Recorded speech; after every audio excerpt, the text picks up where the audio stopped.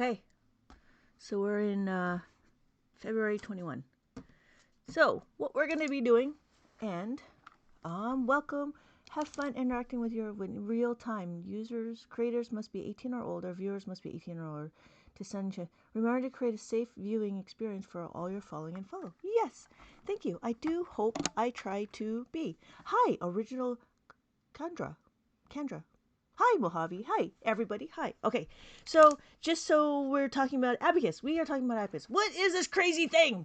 This is not a toy. Well, it can be a toy. It can be like a roller, a car or a back massager, but it's not. It's not. It's something where we can count. So what do is we're counting on the Abacus. We're learning how to count on the Abacus. Usually I'm trying to gear toward kids from like 3, 4, and 5 when they're starting to learn how to count, but even like old people like me can learn how to count on the Abacus. And the reason why is just to see how everything is. So the first thing we're going to do is we're going to count 1, 2, 3, 4. Notice that there's a horizontal beam, and this horizontal beam. Hi, good morning, everybody. Good morning. Come on in. Come on in. We're talking about counting on the Abacus. And there's this horizontal bar. Let me know if you have any questions. There's this horizontal bar that counts. This horizontal bar is what tells me what beads are counted. So if you notice, none of these columns are touching the beam, so they're not counted. These are all zeros. But only one that we have is the 4. Hi, everybody. Hi, everybody. Hi, Jessica. Hi, Zen I am. I like that. That's funny. Okay. So after 4, right, we have 1, 2, 3, 4. After 4, we have 5. The top bead will always be 5. Hi, Shelby. Hi, Pooh. Aw, hi, Pooh. Okay, so this is 5. This is 5. This is 5, this is 5, this is 5. These are all 5s. The top bead is always 5. Now, why is the top bead 5? That's just the way it is. The top bead is 5. So notice that if I put it all down and they're touching the beam, all of these numbers are being counted. But I'm not going to do that. I'm going to go next to 6. 5, 6. How do I know? Because remember that the lower bead is, hi, one grumpy man. The 1 bead at the bottom has a value of 1. And then the top bead has a value of 5. So we have 5, 6, and then we have 7. 5, 6, 7, right? And if you notice, the kids will be able to decompose because it'll be 5 and 2. Then there's 5 and 3. So they're actually starting to learn how to count, how to add, like simply. It's called, in Abacus, we call it simply math because there's no formulas involved. So we have 5, 6, 7, 8, and then 9. So notice I started over here. Just like how we write 10, we have the 1s and the 10s. Let me get some visual going because I like pictures. But numbers are kind of pictures, right? They're like symbols. All right. So when we count, we have 10 and a 0. These are the 10s, right? This number is the 10s, and if I can spell, and then this is the 1s. So just as we write, we do the same thing on the Abacus. It is 1 and it is 0. So that's 10. So notice we have the 1s, 10s, hundreds, thousands, 10,000. And I do it by this dot. Now, why am I here? Because I'm using this dot as a label. If anybody can see, if everybody sees my dot, please put in the chat, dot. This dot is labeled as my 1s. You could use this one. That's not a problem. It just depends on how big or how small you want your numbers to be. What does that mean? All right, so this is our 1s. Okay, so I'm going to do that. This is our 1s, and we can have the decimals. So notice if I did $3.25 because I like money. So let's say we're talking about money. It'd be $3. Notice that there's this decimal. The decimal doesn't take a place value. So it actually sits between this column and this column. So we have 3, this is 3, this is 2, and then this is 5. So $3.25. That's why I would start here. Because now, because I have this as my 1s, I can actually go all the way over here and make a big number. Now, having said that, right, we can actually make a small number using decimals. So if we start here as our 1s place, thank you for liking my live. If you are starting here at the 1s place, we have the decimals over here.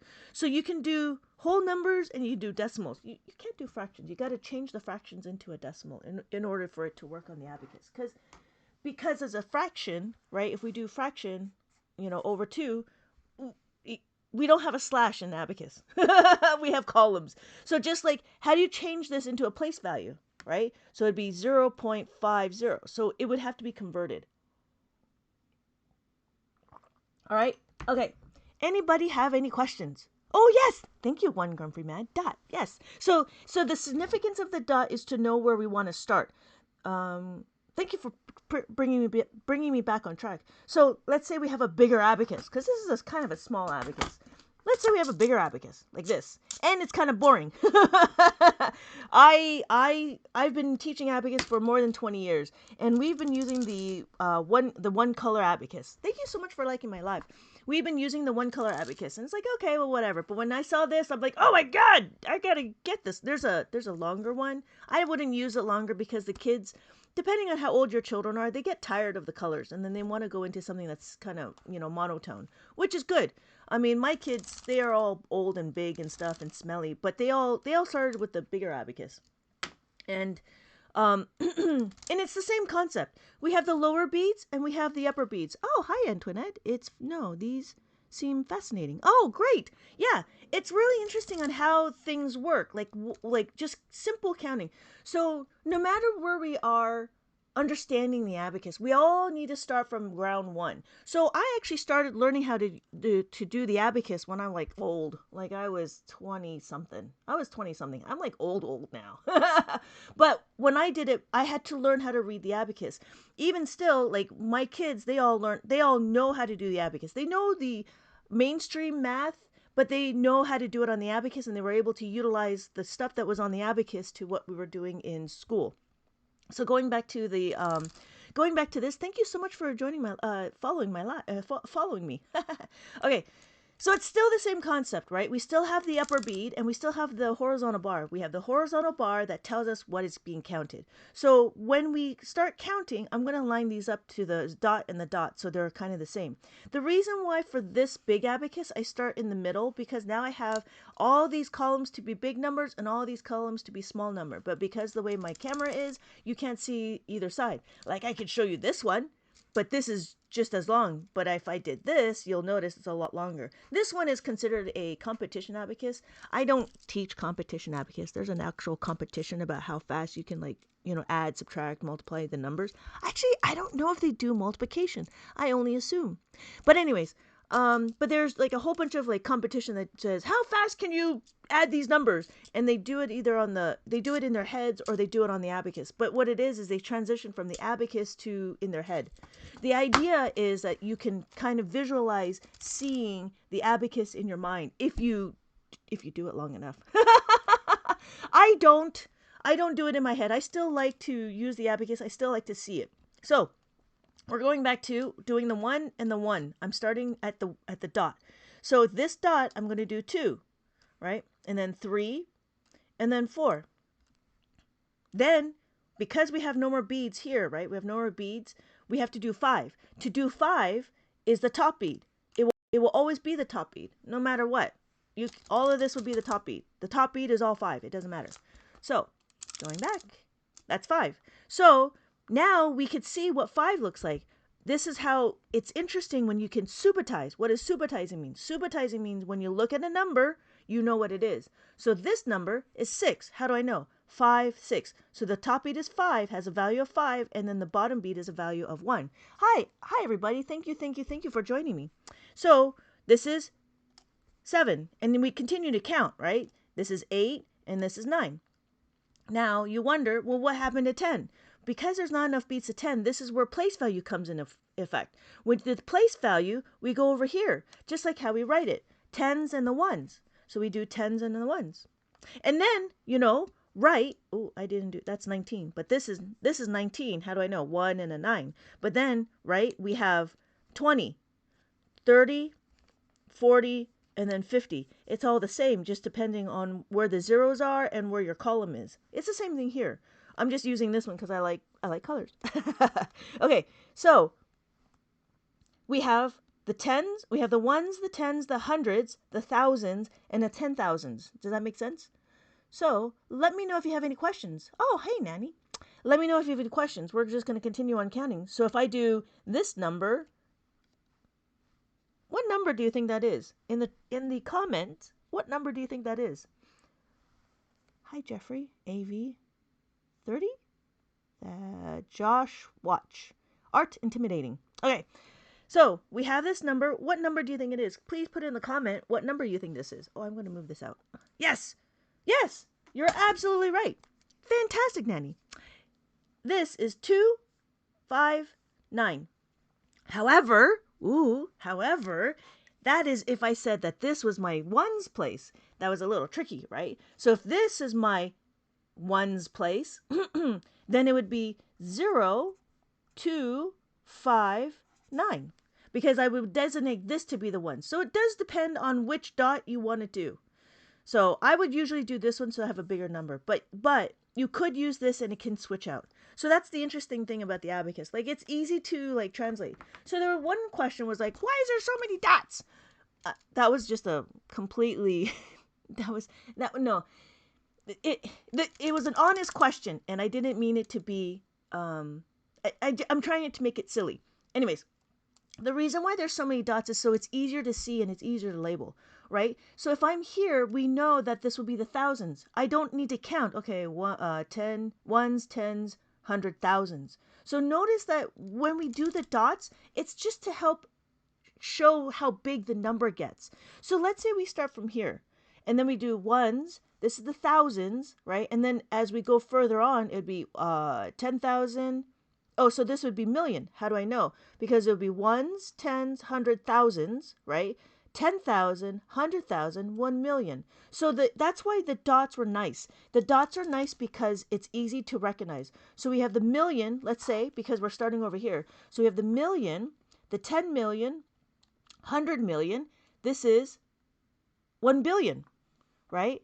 Oh, somebody joined from my short. Thank you. So 1 billion. And then again, we do 10 billion, 100 billion, and then 1 trillion. So it's nice that there's so many dots, because then it's easy to pick and choose or understand how big the numbers get. So that's the reason why there's so many dots. So I didn't mean to make it sound like it's a bad question. It's actually not a bad question. It's a very intelligent question, because you can notice that there's the difference. So this one here is the bigger abacus. Now there's dots up here, but these are not the dots that we actually really pay attention to. I actually pay attention to the one in the middle. But this is also a different way of doing an abacus, right? This one is made out of bamboo, where these ones are made out of plastic. So the newer ones is, a little bit cheaper. I don't know. You can get this on Amazon. I got mine from Alibaba because I got 100 of them. So I sell it on my website. Or if you're in my class, it's there too. Oh, and then this one is actually made out of bamboo. I don't know if you could tell I don't know if you could tell in the camera, but this is actually made out of bamboo, and it gets more expensive. I think we bought this one at the time. At the time, it was like $30. I think now it's like $50 or $60, because it takes, excuse me, it takes a long time to create. And this one is specific. I believe this is Japanese made. These ones, I think, maybe from China. Oh yeah, there it is. Nope. This one says Japan. So this was Japanese made. And this one is, I don't know. This one doesn't say. That's how good this is. There's no made in whatever. But I believe that this one's made in Japan, and it gets a little pricey. I got this because, that was the only thing on the market. Now in the market, there's these ones, which is kind of cool. You can get a longer one. So this one is 1, 2, 3, 4, 5, 6, 7 columns. You can get one like this big with the same color, but I noticed that the kids get tired of the color, so they want to move to the single color. Okay, anybody have any questions? Because if not, we're going to continue on, and we're going to actually start doing some adding and subtracting. And it gets really interesting on how to do the adding and subtracting on the abacus. Anybody have any questions? Any questions? No questions? Okay, I'm going to continue on. Oh, you know what? I have a question. So tell me what this number is. Tell me what number that is. Go ahead and put in the chat what number you think that is. Oh, yeah. Okay. Hi everybody. Come on in. We are just trying to see if we know what number this is. Where are we? We are over here. So we need to know what number this is. I'm going to start in the middle. This is not a trick question. Can it do square root? Yes, it can do square root. I just didn't learn it. I mean, I tried to learn it, but it got too complicated, I think. because by then, after you, I would say that Abacus goes all the way up to 5th grade math, which is multiplication, division. You can do division, but by then, I don't know if you do square roots. I don't know if we calculate square roots anymore. I think we start getting to the point where you understand the concept of what square root is, but then do we really calculate it out? Yes, yes, it is. You're absolutely right. It's 328 because there's one bead right here. So that's not why it's 29. Yeah, that's what I noticed about the square roots. And you could do cube roots as well. It gets a little complicated, but I don't know how often people actually calculate it out, right? We know the concept that 3 times 3 is the square root. The square root of 9 is 3. The square root of 9 is 3. So I mean, it is possible. It's just I didn't learn it. Okay, so we're back to here, and we did that. Okay, so, oh, before I forget, this is a Chinese abacus. So this is a Chinese abacus. How do I know? Well, there's 2 beads on top, and then there's 5 beads on the bottom. The 5 beads on the bottom, it's kind of interesting. The interesting thing about the Chinese abacus is that it's got a lot of beads. So Japan made it, more efficient and made it. That's what Japanese people do. They make it more efficient. So how does that work? Well, it's the same concept, right? I'm going to start here so that I can do the tens. So we have 1, 2, 3, 4. We have 1, 2, 3, 4. And then we have 5, which is great, which is fine. But we have 5 here. And then on the Japanese abacus, it will always be 5. No matter what, it will always be 5. So, but notice in the Chinese abacus, now it's like extra steps. Because if this is 5, that's also 5. Now we could, if the number ends at here, then you're fine. But the problem is if we need to go further on, like say 6, we actually have to do an extra step, which is that. Because that's 5, and then we do 6. On the Japanese abacus, that's 6. We do 7, 7, 8, 8, 9, 9, and then 10. Now this is where it gets really interesting, and I was like thinking about it. Like, why is it so difficult? Well, notice on the Japanese abacus, we use the tens place, right? We use the place value on the Japanese abacus, and it's just easier, right? So we'll always know this will always be 10 no matter what. Whatever. This will always be 10. This is 10, but this is also 10. Now the problem with this is the columns don't match up because now we're doing the ones and then there's a 10 in the 1.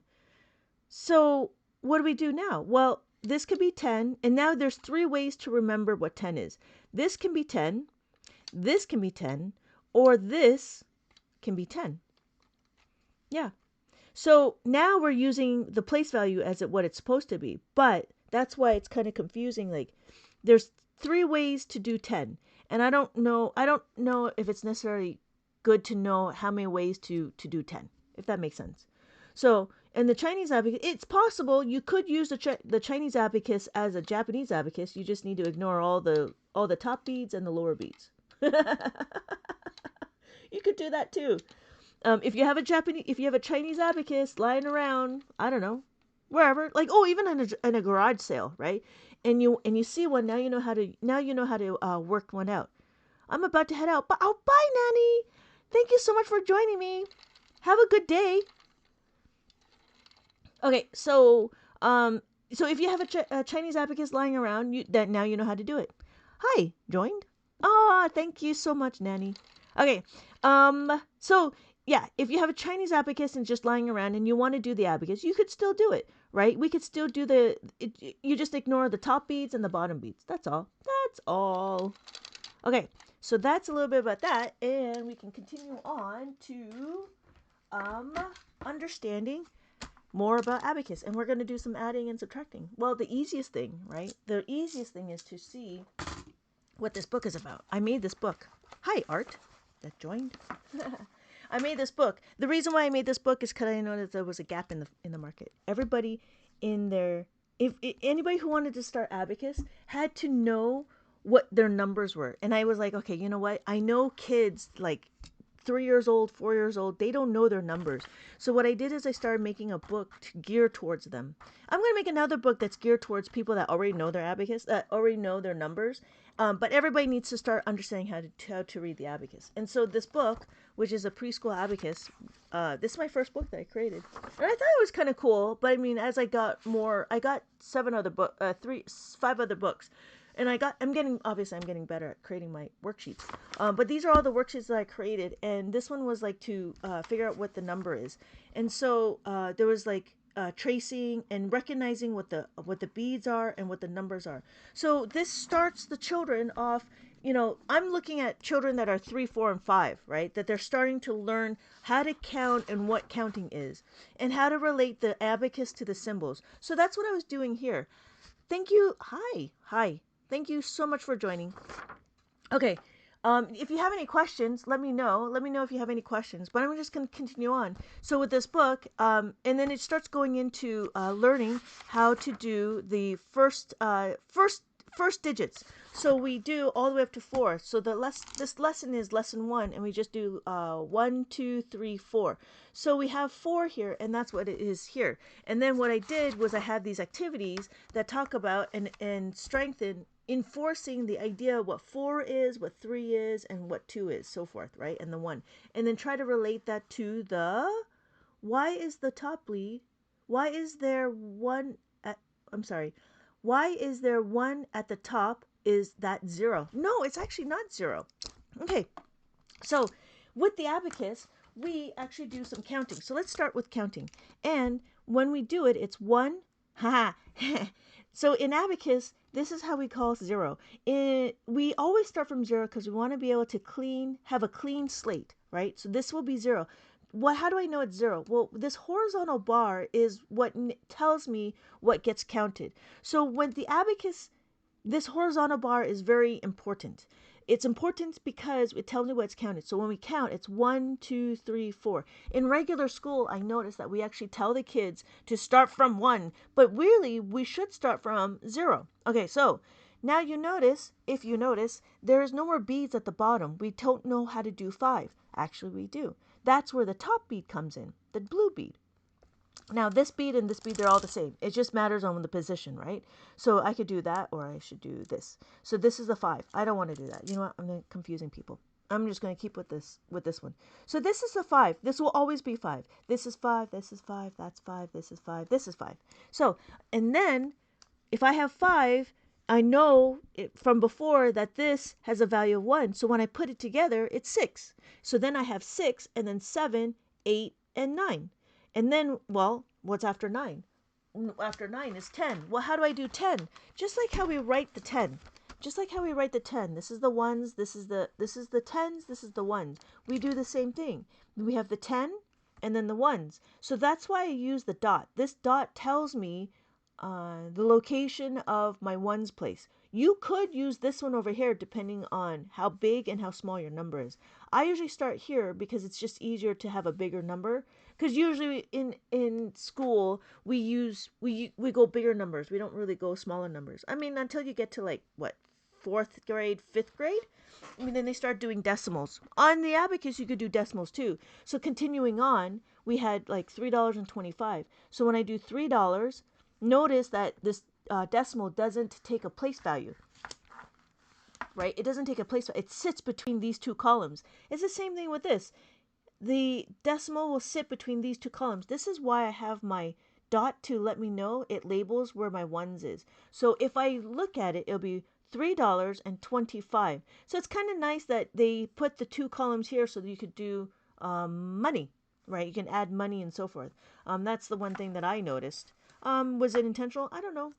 That's my theory. But then there's this. So we have this number over here. If we say that this is the ones, then we have a lot of numbers that can be a decimal, that can take place in the decimal. So like this number here, we do 0, right? This would be 0. My decimal would be here. This is 2, 5, and then 9.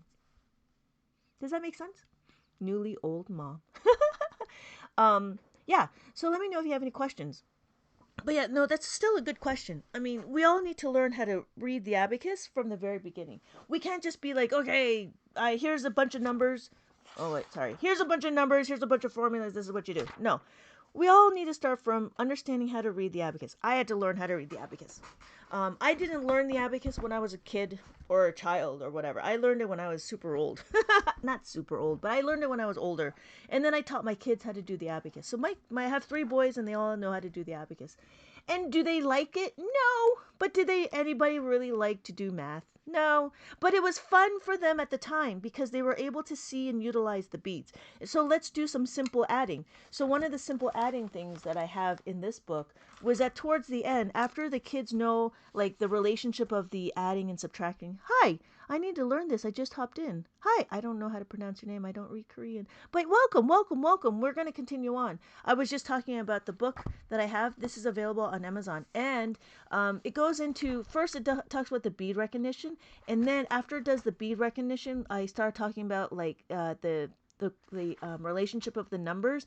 Are they bigger? Are they smaller? And then I relate it to abacus. So everything that I talk about is all related to abacus because I believe that abacus is the greatest thing next to sliced bread. So what are we going to do? We're going to do some adding and subtracting. So you will be able to learn. You'll be able to hop on. We're going to talk about adding and subtracting. The reason why I think it's the greatest thing next to sliced bread, because you could see as the beads move instead of understanding what the symbols are. Because these are really just symbols and it doesn't have any meaning. But if you notice, when I add the 1, I add the 1.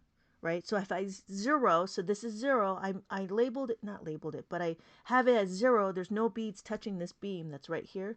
So then what I'm going to do is I'm going to add the 1. So the reason why in Abacus, we actually focus on the second add-in. We focus what the number we're trying to add. Thank you so much for the likes. So we're trying to I'm trying to show what does it look like when we add another number. So here, this is 5. The top bead will always be 5. So when we add the 5, right, which is fine, but now we're going to add the 6. I'm sorry, we're going to add the 1. That's what this bead here. So we're going to add 1. My answer is 7. So this is what we call simple abacus. Simple abacus means that there's no formulas involved. So the first thing we do is we start moving the beads and getting comfortable with them. And it's a whole series, right? So if you learn the +1, you will learn +2. And again, the situation is knowing how, if I have this number, what does it look like to add the 2 beads? Because I'm dealing with children, the idea for this book was the children are 3, 4, and 5. Sometimes they get hung up on the label. Sometimes they think that this is not 2, right? Sometimes they think this is only 2. But the idea is that to show them that these 2 are just the same. This is the same, and then these 2 are the same. Hopefully you guys can see my fingers. Thank you so much for sharing my live. So going back, so now we're starting to understand when we do 2 beads, as long as it's 2 beads, it doesn't matter which 2 it is. It can be, and it's kind of nice. My class is an online class, so it's easier to talk to the children about what colors to use. Whereas if you're in person and you want to do the single color, it's the same concept. And it's still just the same, right? So if we do 5, we add 5 and we want to add 2, it'd be these 2 beads, right? Or it's these 2 beads. So it's not the location, it's the amount. And that's the thing about Abacus is understanding what you're trying to do. So when we're doing like adding, we're adding +2s. Thank you again for sharing my live, newly old mom. Sorry. So again, the reason why we do the adding of the 2 is because we want to see what it's like to add just the 2 beads. That's the same concept as if we had these, right? These are the building blocks. These are more manipulatives that school provides. Not provides, but shows. And it's the same thing. So if I had 5, right? 1, 2, 3, 4, 5, right? If I had 5, I take these 2 beads. I take these two bricks and I add it. So the idea was to go through all the different scenarios on how to add 2 beads, 2 bricks, 2 cubes. Same thing with the abacus. The idea here was if I have 7, can I add these 2 beads? Yes, I can. So then it continues on, and then we go into like, and then I have, this is not just a math book. It's also an activity book. So here was you answer the question and you find the answer. So this is a puzzle that I created. You answer the question and then you find the answer that's on the puzzle piece. So I do a lot of puzzles in my activities, and I like it because I like puzzles. I want everybody to like puzzles. So here is again, this is the adding of the three. We have three cubes. Same thing with this on the abacus. I'm going to use my colorful one because okay. So same thing on the abacus. If I have this one, let's do this one. We have the 5, right? We have 5. I want to add 3. Notice there's not a lot of questions to add the 3, so I had to kind of like be a little bit creative, because the reason why is I didn't want to have it where the kids have to be like, I don't have enough beads to add 3. So I want to make sure that all of the questions you can add the 3. So that's what we call simple, because there's no formulas involved. So we have the 3, and then again we have the 4, and then with the 3 there's a color by number, which I thought was kind of cool. I like color by number. Some of my students like color by number as well. And then this is the 4. We have adding of the 4, and then I created a game where they have to keep track of their points, and then they start counting ahead of time. So that's what the scoreboard is. This is, oh, and then after we learn, right, after you learn the +4, then we learn the minus. Because you have to go hand in hand. We cannot just learn one way and not do the other way. Because the idea is when you get to doing formulas, we actually do both ways. We actually need to know how to add and subtract at the same time. But the easy about subtracting is seeing that you can subtract. So if I have 9 and I take away 1, right, I'm only taking away the 1 bead. So the idea here is to make sure that the kids know that you're just taking away the 1. You could do -2, right? If you have 9, you take away 2. And it's the same concept. I added where there's 1, and then there's -2, and then -3, and then -4. So, but I try to not make it boring. I try to add in activities, and I don't know where this activity is. But there's this activity where you answer the question, right? And then you try to find the rest of the puzzle. But I don't have the puzzle here. All right. So then I have, this is lesson 10. And then now we do +5. What is +5? It's just this bead up here, this 5. So we add the 5 and we take away the 5. So first we're going to add, right? So we add the 5, we add the 6. So if I have 1, I can add 6. 1 top, 1 bottom, and I bring it together. So that's what that is, right? So we added the numbers. And then if I had 2 and I add 6, it's these 2, right? It's 1 top bead and 1 bottom bead. It's knowing to know, it's understanding that you're going to do this. This is 6. No matter how you look at it, this is going to be 6, right?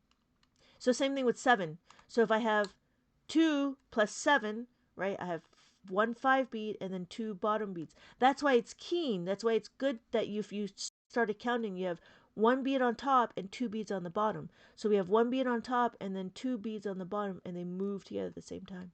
So that's what it was. Oh, thank you so much for sharing my live, Devin. So we have the 7, right? And then, when we get to 8, right, there's only so many questions to be 8. So it's 1 bead on top and 3 beads on the bottom, and we add the 8. And again, once we know how to add, we do a subtraction. So that's what goes hand in hand. I heard like in kindergarten, they don't teach subtraction until later on. And then the kids are baffled, like, I don't know what subtraction is. Whereas on the abacus, it's easy to see because we're taking away. So when we're adding, right, when we want to take away, we know we're going to take away from this horizontal bar. So if we take away 2, there's that motion. The kids know that we're taking away.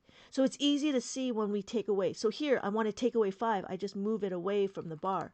So the concept is there. They just need to see it, right? It's just easier to see, because when we start doing a takeaway, like, that's a bunch of symbols for me, right? But if I did it on the abacus, I do 7, I do 1, right? We're here, 1, and then I take away 5. So my answer is 3. So it's simple because there's no formulas involved. Did that make sense? I hope that made sense. Hi, Kat. You just joined. I think Kat just left. I don't know who else is on, but does that make sense? Everybody understand? So when we do this number, right, we see that it's 1 top bead and three beads at the bottom. This is 8. So it's easy to subatize. Subatizing is when you are you work backwards with subtraction. I can work back. Yeah. You work backwards with subtraction. Yeah, you can work backwards with subtraction. But yeah, I could see that. So when we're doing our 28 and we take away, oh yeah, I guess in a number line, we don't do number lines in Abacus. I mean, I show it in my books to do a number line because I wanted to have the children understand about number lines and bonds. But we don't focus on that. After the preschool abacus, the kids will be ready for the +5. And so in the +5, I do add the number bonds just to show that the numbers are related, but I don't really focus on it because because we don't really focus on the number lines. I just wanted to show them what the number line looked like, but I don't focus in on it. What I do focus in on is the actual formula. So this formula is interesting because now we're getting to a point where like, okay, we know how to add, right? We know how to add simple, right? We know 1 plus 3 is 4. We know 5 plus 1 is 6. We know that. But then we get to the point where in school we are teaching children how to find the result. Whereas in Abacus, we actually do is we find we focus in on the process.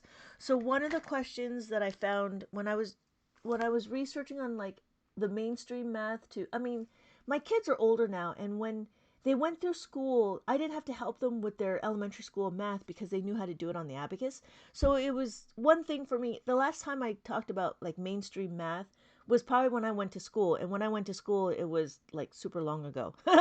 So when I was doing research, I noticed that with the question in the video, there was 5 plus 3 is 8, right? We know we looked at this, right? And it was one of those things like, oh, okay, yeah.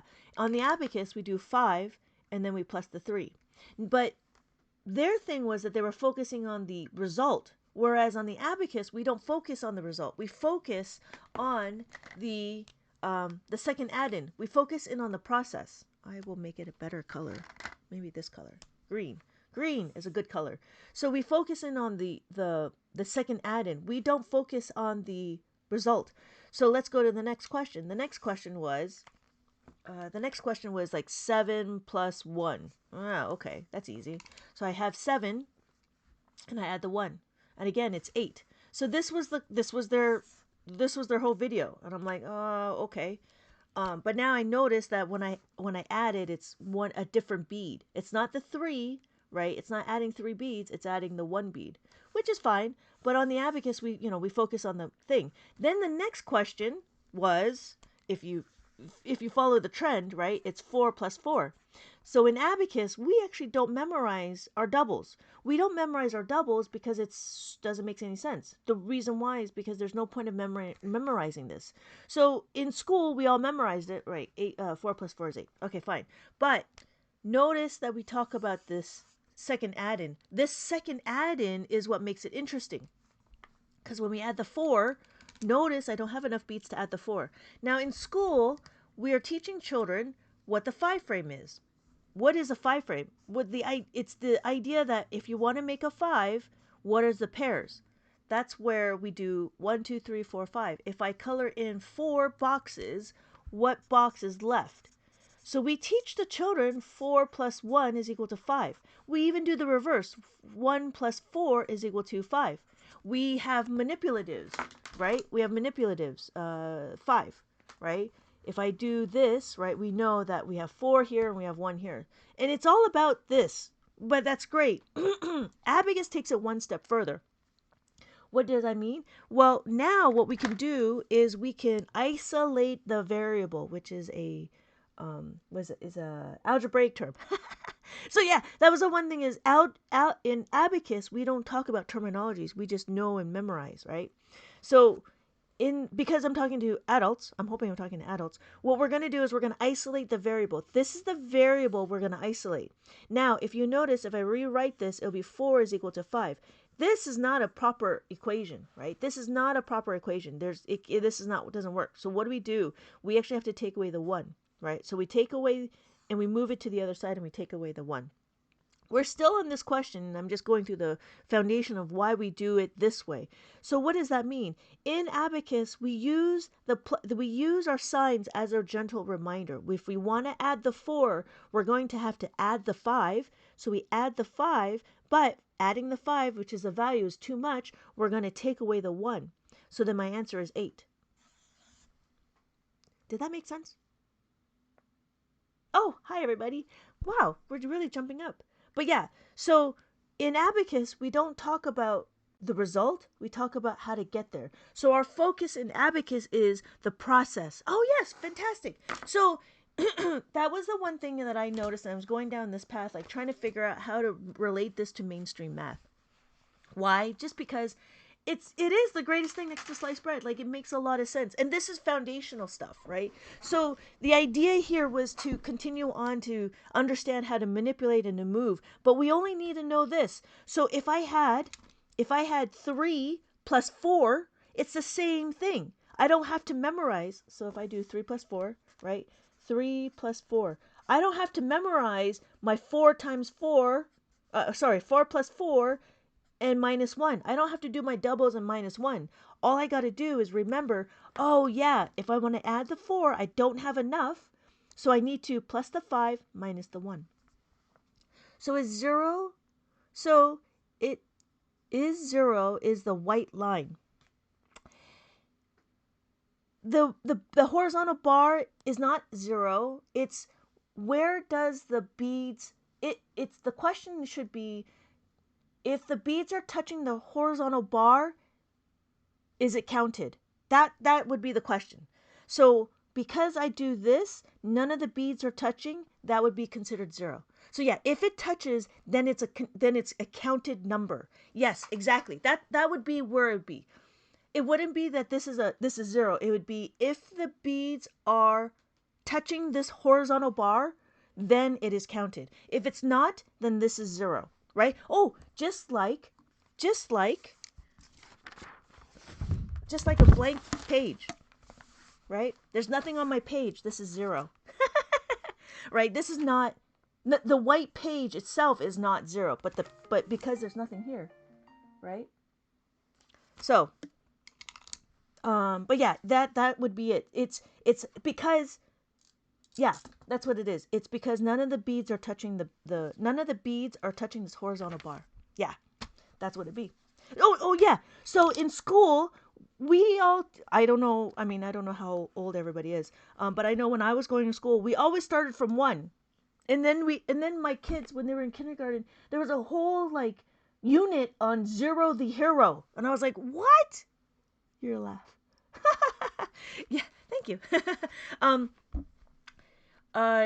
Yeah, it was a whole unit on 0 the hero, and they made it rhyme and everything. And I mean, that's great. I mean, it's cute, but really, if you take Abacus as a practical, logical tool, right? This is a tool. This is accounting, an analog calculator. We always start from 0, just like, right? Just like in a calculator. Let me get my calculator out. Right? We start from 0. We don't start from 1. We count. So 1, 2, 3. But we don't start from 1. We start from 0. So what else? Okay, so that's the adding. Oh, so that's where this book comes in. We start talking about the 5 frame. So in the 5 frame, we're very focused. I'm very focused on solidifying the concepts. So this book is only talking about the relationship between 1 and 4 and 4 and 1 and 2 and 3 and 3 and 2. So we do the number lines just to like get the kids to understand, but don't forget, I'm thinking that the children will come from the Abacus to go to here, but it still is a great second book if they already know their numbers. So I wanted to be a little bit of both. I know we need to narrow everything down, but the idea was they still need to understand their 5 frame, because even in kindergarten and maybe first grade, they're still talking about it. And I'm not sure how Common Core is in the rest of the country, which is the United States. But we in California, because I'm in California, we talk about the Common Core, and we're trying to make it more visual. This was easy for my kids because we knew when we do the 1 will always be 4, so they didn't have to learn this. They've already learned it when they did it through the abacus. So my thing was to step through the mainstream math to get into understanding how to read the abacus. So a lot of it was trying to figure out how to like add the two. So I use the cats in the tree. So I had 5 cats. I always have 5 cats. And so the idea was the 5 cats are up here, this top bead. Because one thing was that some of the kids, one of my student, when he came in my class, he was 4 at the time. He didn't understand why we're touching this, why we're moving this bead. He had great number sense, but in abacus, it was different.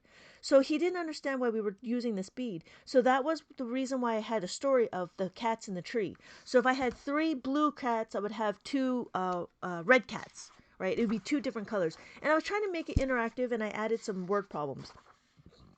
And then again, I added the number bonds. Abacus doesn't worry about the number bonds, but I added the number bonds because this is what we were doing in regular school. And I wanted to show the children, right? Get the children to understand and experience what number bonds were. I didn't want them to be like, this is abacus, it's only abacus. I wanted to combine like what we learned in regular school. So here was a structure of the question, right? We have the first add-in, the second add-in, the third add-in. Now the reason why I did 3 is because in abacus we actually go more than just the second add-in. We do 3 or 4 add-ins, right? And then the sum is the answer. Now, I don't know for the minus if we change this to a plus, I don't know if that would be considered the third add-in or the third subtracted, because we're not going to minus all the time. So then it starts getting kind of funny when they start doing like labels. Anyways, so here I try to structure it, but notice we always talk about the second add-in or the number itself. We don't label it as add-ins. So here we do the +4. When we add the 4, right? It's the same thing. Is there enough? So here I'm going to do 2, right? We add the 2. There's not enough beats to add the 2. So I go to the cats in the tree and I take 4 cats. But 1 cat runs away. So I go to the tree and I add 4 cats. But 1 cat runs away. So then my answer is 6. And I was trying to explain that they need to remember this formula, right? So I told you how to do it as an adult, right? Because, this is what I'm trying to explain to like adults. But I don't explain this to the kids, right? Because they don't care. They just need to see that there is a number pattern. So here is the number pattern. If I want to add 4, there's not enough. Notice it's 1 top bead and 1 bottom bead, and you add the 4 like that. That's it. That's all it is. So you know a lot of things. Because we get into a point where we start talking about the chart, the table. We have an addition table. So the reason why it's color coded is because in Abacus we actually focus in on we focus in on specific questions. We focus in on the second add-in. So it's the second add-in that makes it, whether it's a simple addition, which is the green, or the second add-in, which is the 2, like here, notice it's 2, 3, and then 4. This add-in here, the second add-in, this one was what makes it a friend formula. So in Abacus world, we call it the friends formula. In mainstream, we call it the +5, right? We could say it's the 5 frame. Because why? Well, now, if you look at it, let's say we do 3. What's the friend of 3? The friend of 3 is 2, right? We know that 2 and 3 is the pair. So when we look at it, we want to add the 3. We don't learn our doubles. We learn how to move the 3. So if I have 4, right? If I have 4 and I want to add 3, well, is there enough to add the 3? No, there's not enough to add the 3. So what do? I go to the cats in the tree. Which is up here. I grab 3 cats, but then 2 cats run away. So 2 cats run away, and my answer is 7. So that's why this is considered a formula, because now we're using something to manipulate this 5. Did that make sense? I hope that made sense. Whew. Let me know if that made sense. But yeah, I mean, and this is the fundamental. Wait. Okay, I'm waiting. I can take a little coffee. Sorry, I'm gonna... Okay. I have a question. I'm waiting. Oh, I'm processing. Okay, got it. Welcome, Tiffany. I'm just talking about Abacus. While newly old mom is thinking, I will talk about how to read the Abacus. So when we count, we do 1, 2, 3, 4, and then yes, I will explain it again. So let me finish counting. So there's 4. Notice there's not enough beads to add the 5. So we have the 5. The top bead will always be 5. And 6, right? We have 5, 6. We have 7, 5, 6, 7, 8, 5, 6, 7, 8, and then 9. And then after the 1s, we have our 10s. So just like we write 10 and a 0, 1 and a 0 is 10. Okay, so newly old mom, we are going to talk about the plus 3. What is plus 3? Remember, we have 5, right? If we have 5, we want to do 3. We want to add 3. What is the friend of 3? It's 2. So this is something that the kids will have to memorize. This is something that they have to memorize. Why? Because the question is, if I do 4 plus 2, I'm sorry, 4 plus 3, right? But notice, I'm going to take the whole thing, I'm going to add the 5. But there's too much. Adding 5 is too much. I have to take away 2. So the 2 cats run away. So then I take away 2. Friends of 10 made my brain boil. Subtraction had me. I'm sorry. I got my hands on an Abacus app, and I've been working through it how to think of the terms of friends. Yeah. So the friends, depending on the Abacus app, there's small friends and big friends. So small friends is doing the 5, and then the big friends is doing 10. I don't have an, oh, here it is doing 10. Okay, so that was the question on that one. Subtraction had me. Yes, subtraction is what it was. Because that's why we, in Abacus, we talk about the adding and we subtract. When you add, you need to know how to subtract. And when you subtract, that's why we start talking about this. And then we start building our number sense. How do they know to take away 2 away? That is where, how do they know? How do they know? We tell them. The kids are pretty keen on understanding. It's a little bit harder for adults to see it because we don't think of it this way. But when kids start learning, they actually learn it through, if I want to add the 3, they have to take away the 2. That's what they learn. So just like we teach the children 4 plus 4 is 8, we also teach the children, 3 plus the 3 is plus the 5 minus 1. But see, we tell it to them and we solidify it. So this is not just the only time that they do it. They do it multiple times. So when they start getting to be like big numbers, they do it multiple times. This is the foundational like building blocks of Abacus, of adding numbers. So if I talked about, let me see if I can find a bigger number. I had bigger numbers. Oh yeah, here it is. So I had bigger numbers. And the bigger the number, it doesn't matter. It doesn't matter where we're at. It's always going to be the same.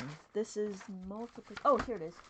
I was trying to be more prepared on the numbers and the questions. Okay, so here. So, yeah. So we have, okay, so let me get me my question. Let me show you what the question is.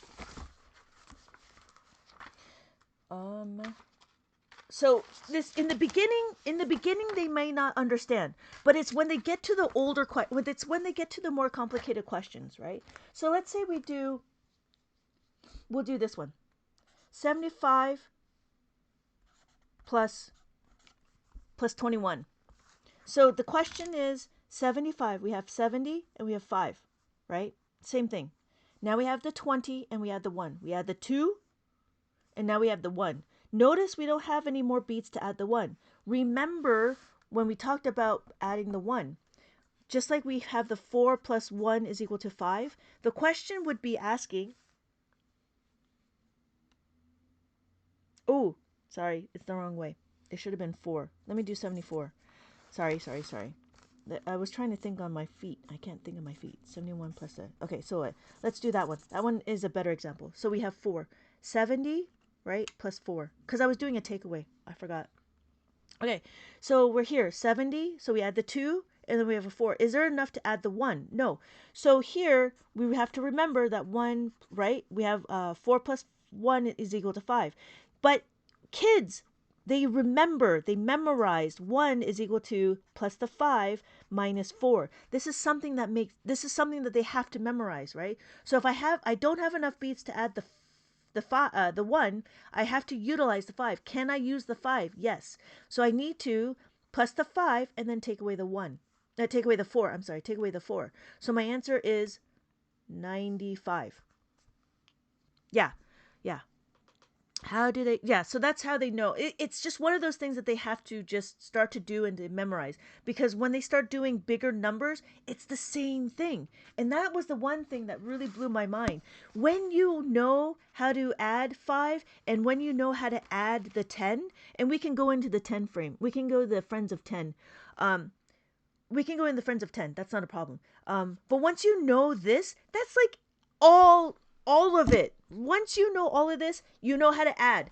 It just depends on how does the puzzles fit. How does the elements or the building blocks fit? And that's why I talk about how Abacus is really the gateway to, more complex math. Because when you have a foundation, when you have a solid foundation, how to add and subtract, it's easy to go to the next level. So here, if you notice, this is substitution, right? We talk about substitution in algebra. We talk about isolating the variable. We isolate the variable. We talk about that in Abacus, but we don't say it in Abacus, right? We talk about isolating the variable in Abacus, in algebra. And then what was another one? Oh, it was a 2-step. Okay, so let's go into, the complexity ends very quickly. Yeah. So let's go to the plus 10s. Okay, so let's go to the plus 10s. So the next thing, I don't know if the Abacus app you have is called Big Friends. In my school, when I was teaching my students and stuff, we call it Family. Why? Because I don't know. It was one of those things that we were taught to talk about family. With a big family. If you have a big family, then it's like 10 of us. You have your uncle, your mother, your father, your aunt, your grandfather, your grandmother, and so forth. So it's a family thing.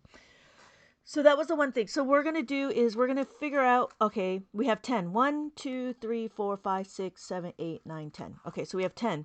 Now, again, if we know how to make a 10, which is a mainstream American, I don't know if it's an American thing. I don't know if it's an American thing. I don't know math in the other countries. So I'm just going to be on what I see in front of me. So it's called Abacus Lesson. Oh, the app is called Abacus Lesson? Okay. It's great. I mean, it's fantastic. But is it an iOS app? Can you explain the colors on the Abacus? Oh, yeah. So the colors on the Abacus actually means nothing. Because if we have this, it's actually the position. Right? So the position of the Abacus, it depends on what it is. So these are all the beads, and all the beads has a value. All the beads at the bottom of this horizontal bar is considered 1. So when we count it, it's 1, 2, 3, 4. So you'll notice that these beads are touching the beam.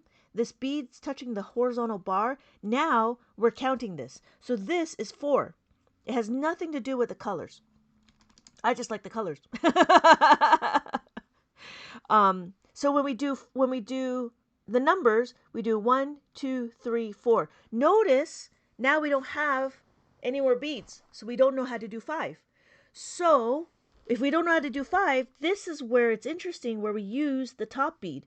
The top bead will always be 5, no matter what. Oh, okay. I'll take a look at the Abacus Lesson as the iOS app. Okay, cool. Thank you so much. I will take a look. I will add that to my list of things to look at. I'm trying to do more research on, what other people do and stuff. And it's been interesting. It's been very interesting. I know a few people that follow me are actually Abacus teachers as well. Ooh, there's some people like in Africa that is doing like their whole classroom is talking about Abacus, which is really cool. There's another class in a classroom in France. She bought a bunch of my books and she's using it as a textbook for her school. I don't know at school, but her class. Yeah, she bought a lot of them. Okay, so Why do we have the second dot? It's just for a place value. It's just to be able to see what it is. So we have our ones, tens, hundred, thousands, and it's just to label it, right? So it's easy to see that this is our ones, tens, hundreds, thousands. And then this would be the other, this would be like millions, right? Would it be? It'd be 10,000, 100,000, 1 million. So that's why it's just a marker. That's what the dots are for. It's to help, see and index. It's helped to see, how everything, how big the numbers is, because the numbers get really big. So we're back to here and we're doing 6. So notice that my 2 beads, one top bead and one bottom bead, when they touch this horizontal beam, now it's being counted. Because it's being counted, we know that this is 6, because the top bead always has a value of 5, no matter what. No matter what. And so that was not to dig on you. That was just trying to be funny. So we have 6 and then we have 7. And then we have 8, right? So notice it's not the color of the bead, it's the position of the bead. So when the beads are together, we know that when we put them all together, it's easy to see that this is 9. Yeah, it's so simple. It's simple and it makes math less complicated. We're going to continue on. We're going to go to the plus 10s. Now, one of the plus 10s, we're going to do 9. So what we're going to do is we're going to focus in on the second add-in, which is the 9. And if you notice, all of these numbers in this scenario, we're going to do the 9. Well, so now we go into the big friends, or we call it 9. Right? So what does that mean? Well, we know when we make a 10 in school, we make a 10. And that's the thing, like they do the first step, but they never take it to the next step because they don't have the manipulatives to make it to the next step. But in Abacus, it's really easy to go and what is it? To, not supersize, but to, like, has an extra power. Yeah, that's what it is. So we have this concept. We have this idea. 9 plus 1 is 10. That's fantastic. But then we give them superpowers, and what we're going to do is we're going to take it and we're going to group our 9, and we notice we have the 1. So my question is, we'll do 7, right? The question is plus the 9. 7 plus 9. 7 plus 9, if you notice, so I have this one, if we do the 9.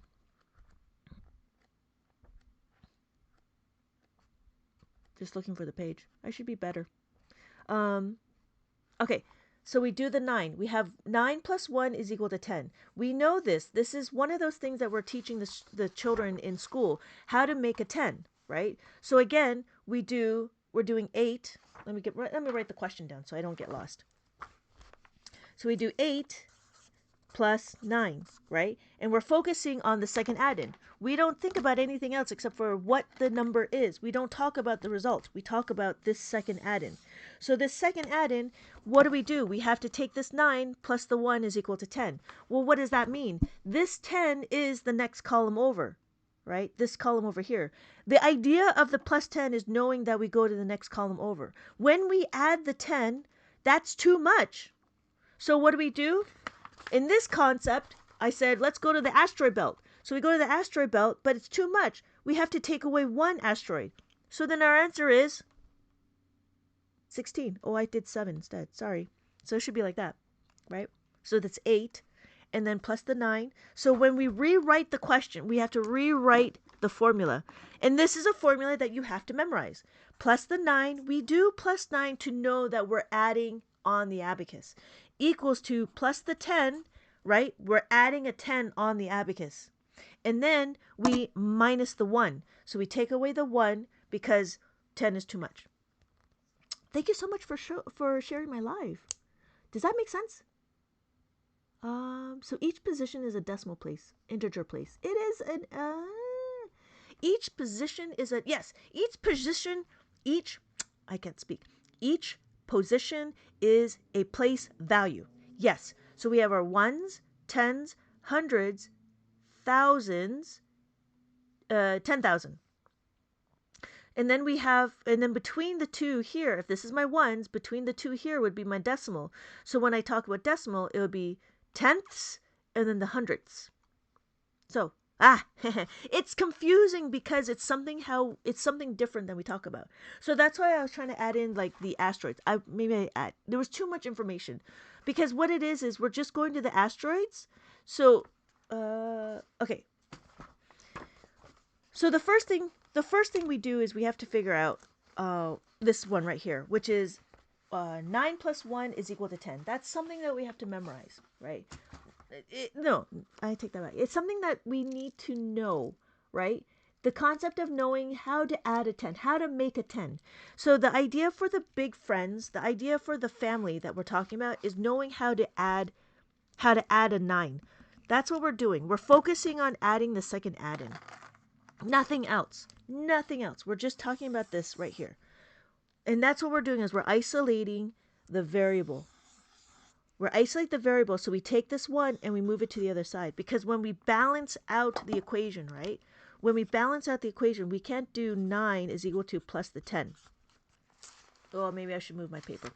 So, to balance this out, we have to take away the 1. We have to take away the 1.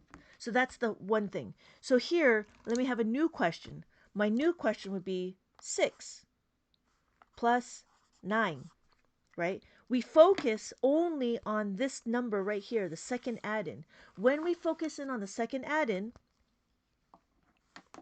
so what do we have? We have 6, and then we have the 9. Is there enough beats to add the 9? Is there enough? No, right?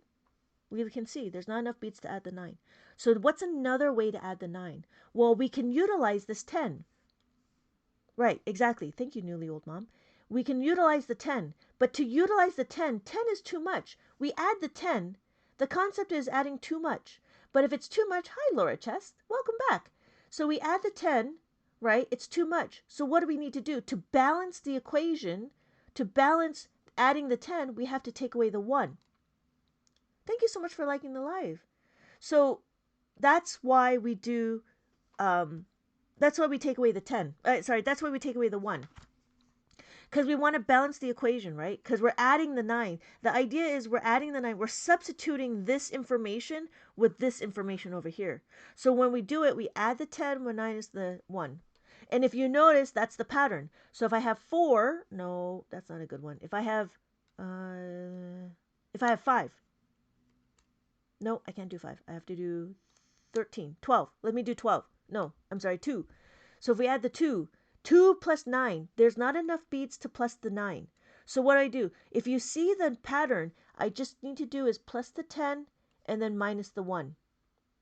So my answer is 11. So and that was the one thing, like in school, we teach the children number patterns. And so when anytime you want to add the 9, let's say we have 3.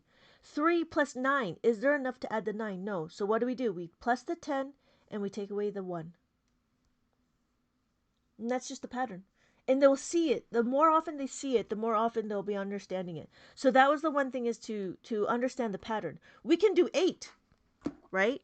What's the family of 8? I call it family. What's the pair of 8? So if I want to do 8, it's the same thing. Plus the 10 minus the 2. So if I plus the 10 and I take away the 2, so what's the question? Let me do 4, right? So the question is 4 plus 8. 4 plus 8. That's not right. Let's do 8. No, sorry. 4 plus 8. There we go. We're understanding. There we go. Okay, 4 plus 8. So again, do I have enough to add the 8? The question is, do I have enough? No, I don't have enough. And that's the thing. Like in Abacus, we actually talk about, we have a discussion with our numbers, and we talk about it, and we massage it and be friends with them and have a conversation, because that's the thing, right? If we have a conversation with friends, it'll be easier to understand. So the question is do we have enough? If we have enough, no, exactly. No, we don't have enough. So what do? Well, we know, this is what some of the thing that we have to know is, we need to know there's a formula. We can add the 10, right? We add the 10, but 10 is too much. We have to take away the 2, because we need to balance out the 8, right? If we're adding the 8, we have to take away the 2. because we're utilizing this 10. So this part here is what we utilize, right? We utilize this part. If I want to add the 10, I have to take away the 2 if we're going to make it an 8. Did that make sense? So yeah. I mean, we can continue on. There's a whole list, right? And all it is just really how to make a 10 and utilizing the 10. So what we're doing here is we're just going to be talking about making 10s. So and you'll see there's a pattern, right? Let's see. So 9 plus 1 is equal to 10. 8 plus 2 is equal to 10. And then there's the reverse. 1 plus 9 is equal to 10. And then 2 plus 8 is equal to 10. This is what they teach in school. So we have 7 plus 3 equals to 10. And then 3 plus 7 is equal to 10. And then 6 plus 4 is equal to 10. And then 4 plus 6 is equal to 10. And then the biggest thing, the easiest one is 5 plus 5 is equal to 10. Now this is the fundamental, but now in Abacus we actually take it one step further, right? So what we do is we take the middle, and it's the same concept. It's the same concept with the 5s. Let me do the 5s, right? So is that called 10? I don't call it friends of 10. I call it family. But this one, it depends on who you're talking to. Sometimes you call it big friends. Sometimes you call it friends of 10. Friends of 10, yeah. Some people call it friends of 10. Some people call it friends of 10. Sorry. And then I call it family. Right? Those are all the same thing. It's the same. It's all the same terminology. But yeah, you could call it friends of 10. So okay. So we're going back to see. Then there's another one. It's called if you say big friends, then you say small friends. If you say friends of 5, friends of 10, then you say friends of 5, right? So small friends, right? These are just terminologies that they all mean the same. Friends of 5, right? And then in my world I call it friends. Okay, so what does this mean? Well, this is where we start talking about 1 plus 4 is equal to 5, or 4 plus 1 is equal to 5. And then, that's not 15. 4 plus 1 is equal to 5. There we go, yep. And then 3 plus 2 is equal to 5, or 2 plus 3 is equal to 5. There's only 4, quote unquote, 4 formulas to memorize. But if you think about it, they're kind of interchangeable because we know that 1 and 4 is the same. It just depends on where the 5 is. So okay, so going back to, so this, if you know this, then there's the minus. Okay, we'll do the minus in a little bit, but let's focus on this. So this is all of the abacus that you just need to know. This is all the addition that you need to know. And it just depends on how you use it. If you know how to use it, and it will be solid. You will have a solid understanding on how to add and subtract. Okay, so what does that mean? Well, now when we start isolating the variable, why? Because these have everything to do with the bead that we're going to utilize. So this is the 10. The 10 only means that we go to the next column. That's all that means. The 10 just means we're going to go to the next column. That's it. So if we go to the next column, then we have to figure out what we're trying to do. So if we're going to add the 9, we just take away the 1, right? If we want to add the 1, we just take away the 9. How does that work? Well, if we do not, the only question on the 1 is 9, right? So if I want to add the 1, I want to add 1 here, what I do is I add the 10 and I take away the 9. That's it, right? Same thing here. If I have 8 and I want to add the 2, if I have the 8, I want to add the 10, but I take away the 2. So my question is 4, right? If I add 8, I add the 10. That's what we're doing. We're adding the 10. And then the 10 is too much, so we have to take away the 2. Make sense? So same thing with the 7. We have 4 plus 7. Plus 7. I just add the 10, but I take away the 3. So my answer is 11. See how there's a pattern? So the pattern, so when I rewrite it, right, children know it as a formula way. You get, I get -6 and then +4 over mixed up frequently. Yeah, that's the funny thing is that specific combination, it gets really hairy. The reason why is you have to be careful with the +4 because +4 also has a 5. So it depends on where you go. So when you do -6 and the +4 carryover mix up, yeah, that's because now we're doing a two-step problem. So when you do a -6, it's a two-step problem. And that's when it gets more complicated. But if you know the 5 and you know the 10, you will know how to do the two-step. So the two-step is interesting because we can do the two-step. So you have to be careful. It gets confusing if you go too fast. So that's why you have to take it a little bit slow. I'm not saying it, math wasn't meant to be like super fast. You get to the point where you get automaticity because you do it often enough that you see it, right? You see the pattern. So the question is 7 plus 6, right? So let's talk about 7 plus 6. Now, the one thing is when you go through school, unless the children know all of their formulas, I wouldn't test them. I would just make sure that they understand how to do these things. So we have 7, right? And then we want to do the 6. Remember, 6 plus 4 is equal to 10. So I add the 10, right? I'm going to move my 4 over here. So I'm going to rewrite it. It'll be 6 is equal to plus the 10. I want to add the 6 minus the 4. But notice I add the 10, but I take away the 4. I cannot take away the 4. I cannot take away the 4. So now we're talking about -5, right? Because we could take away the 5. Now we start talking about minus the 4 is equal to minus the 5 plus the 1. That's why it gets confusing because now you're utilizing the same beads, but it just depends. So that's a two-step because we are no longer doing this as a simple. This is not a simple equation, right? It's not a simple move. It's now one step. This is the second step. The second step is to minus the 5 and plus the 1.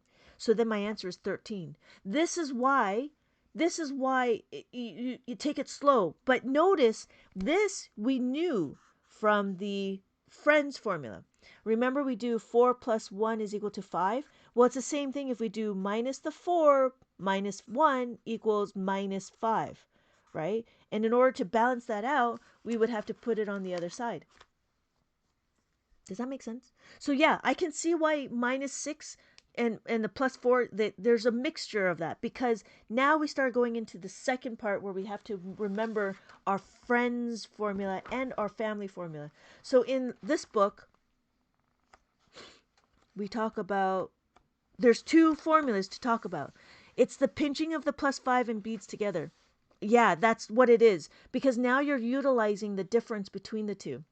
And it's interesting, right? If you notice, it's a 5 and a 6. It's a 6. So a 4 and a 6 is really close together. Ah, that's brilliant. Wait. Why aren't any of the blue beads touching the white line? Because this is all zeros. They're not counted. Because I did a -5. So I did this, right? It was 7. Right? I need to, if I want to take away 4, if I want to take away the 4, I want to take away the 5 and then add the 1. Yeah. Oh, yeah. OD base. That's right. So when we do the 4, it's this. It's a 6. So you can, yeah, it's interesting. Yeah, that makes sense. So it's the same thing with the 3. The 3 is a 7, right? Notice that? So it's 1 bead on top and 2 beads on the bottom. It's 7. So there's your gentle reminder that there's that's a good one. I didn't think about that. But yeah, you're absolutely right. Huh. Because 7 and 3 are a pair. Notice when I move the 7 and the 3, that's what I do. My kid was pretty good at it. He could see the different things. So yeah. Did that make sense, newly old mom, why the blue beads are not touching the white line? Because these are all zeros. So when we did it, it was 7, right? It was 7. we want to add 6. So we plus the 10 and we take away the 4. There's not enough to take away the 4. So what we need to do is we need to minus the 5 and then plus the 1. That's why. Right. So going back to that, this is why with the plus 4 and the minus 4, this is why you have to actually know the two different ways of doing it. So we're plussing the 10 means that you're just going to go to the next column over. So plus the 10 is that one, right? And then minus the 6. Same thing with the 5, right? The 5 is, if I want to add the 4 and there's not enough, I want to add the 5. But there's a step, right? There's a checklist to go through. So the first thing you need to do, is there enough? Is there enough? So the first question we're going to do is, not first question, but the question we're going to do is 4. Let's do 4 plus 4. Let's do 4 plus 4, right? We know this, 4 plus 4, right? Is there enough? No, there's not enough. So what we're going to do is we're going to, can we add the 5 is the next question. The first question is there enough? No. The next question should be, can I use the 5? Yes. So I can use the 5. It's plus the 4 is equal to plus the 5 minus 1. So I plus the 5 and I take away the 1. Okay, so now the answer is 8. So let me add another 4. Is there enough to plus the 4? No. Is there enough to plus the 5? No. Is there enough to plus the 10? Yes. So what am I going to do? This is where I do plus the 4 is equal to plus the 10 minus 6. So I plus the 10 and I take away the 6. And I get 12. Right? So it's a step process. We start with simple. That's why understanding simple, how do you do it? How do you move the beads first? And then you figure out what the hey Darbug, you should be at work. Then after that you will know how do you do the friends, and then after the friends is the family or the big friends. I'll just call it friends of 10. So that's the step. You do the first one, the simple first. The second step is the friends of 5, and then the third step is the friends of 10. Thank you so much for the hearts. So, Laura Chess, do you have any questions about the books or the questions or the process? Let me know. Let me know if you have any comments or questions. This is so helpful. Oh, good. Thank you so much. I'm happy this is helpful. Because that's the one thing is like, you can see the kids do this, right? But what are they doing? They're actually utilizing the beads in their head. And because you could see faster than you move, so it's easier to see. But the thing is you have to move the beads in order to see what you're trying to move. But the greatest thing, and that's why I think it's really good, no, the books are very informative and easy for the kids to go through the exercises. Oh, fantastic. The books are available on Amazon. Right now it's available on Amazon. But I do have a few books. So depending on like how old your children are, you can start them off with doing the Abacus. If you're okay with, and then after this, it would be this one. But if your children are a little bit older and you're okay with having it themed, I would recommend doing the Christmas counting one because they do adding and subtraction. If your child is younger and still needs to understand what the numbers are, then that's what the Halloween one. The Halloween one is really focusing on bead recognition and number recognition and motor skills and understanding what the word is. So here's my my number 8 maze. And this is where we start and we do a number recognition first. This is my 8 and I start here. Ooh, that didn't work. A number 8 and we start here. So the question is do we go left or do we go down? Or do we go right or do we go down for the number 8? And this one we go down. So this one was a lot about trying to do the number recognition and the bead recognition. And so this is a maze to get them a little bit more engaging. So we have 8 here because that's what the abacus looks like. And then we have 8 here because that's what the word is. Hopefully you can see that. And then there's this blank spot. This blank spot is what I wanted to use was dough balls. Like Play-Doh, but because Play-Doh is a trademark, I couldn't use it. So I said dough balls. And the idea is that they were supposed to do 8 of them. I'm going to use these blocks. We're going to do 8 of them. And then the idea was trying to get them to fit them all into this little box. This is going to be easy because these are really because it's boxy, right? So because they're dough balls, they're trying to figure out how to put them all in. So that was just to be a little bit more interactive, right? So then again, after this blank spot, where do they go? Do they go up? Do they go down? Do they go around? Right? So we went this way. So now the idea is we go to the right because this is the next number. So that was the one thing about the maze. So in the Halloween one, if you're okay with being themed, what it is we only talk about from 0 to 10, and then there's some tracing involved, and there's cutting, and then there's like some clip cards. So the idea with the clip cards is, and I have it where, and I try to put some prompts in the front. So you could sort the cards. So when you cut them, these are specific cards. This is one card. This is another card. This is another card. This is one card, right? And the idea is like you can sort them, in ascending order, descending order, put it in evens, put it in odds. That's what this is. You can sort the cards. And then the next one is you have the clothespin. So the clothespin, do I have a, oh yeah. You know what? Here's an example. Yeah. So there's the clothespin, right? And then I have the word. So I have the word, and the idea was that they were supposed to find the abacus. So this is a 2. They find the abacus and they clothespin it, right? And they take the word and they put it here. Or you could say, okay, well, then you could start talking about, well, what is before? Well, before 2 is 1. So you can clothespin. We can clothespin 1. So then we have 3. Right? So, do I have the starter book for older kids? You know what? For the older kids, you could start with a Christmas one. Older would be doing the Christmas one. Because why? Because everybody needs to understand how to read it. This is still geared towards 3 and 6, but it moves you through and it does the adding and subtracting. So we don't talk about the relationship of the numbers, but we do is the adding and subtracting right away. So this is the older one. If you're okay with the number recognition, but then I have it where they have to figure out this the number color by number, and so color by number. I'm gonna make a new one. I'm making a new book that is not themed. But I'm just not there yet. I've just been trying to keep up with everything. So this one is color by number, and they have to color in the right number with whatever it is.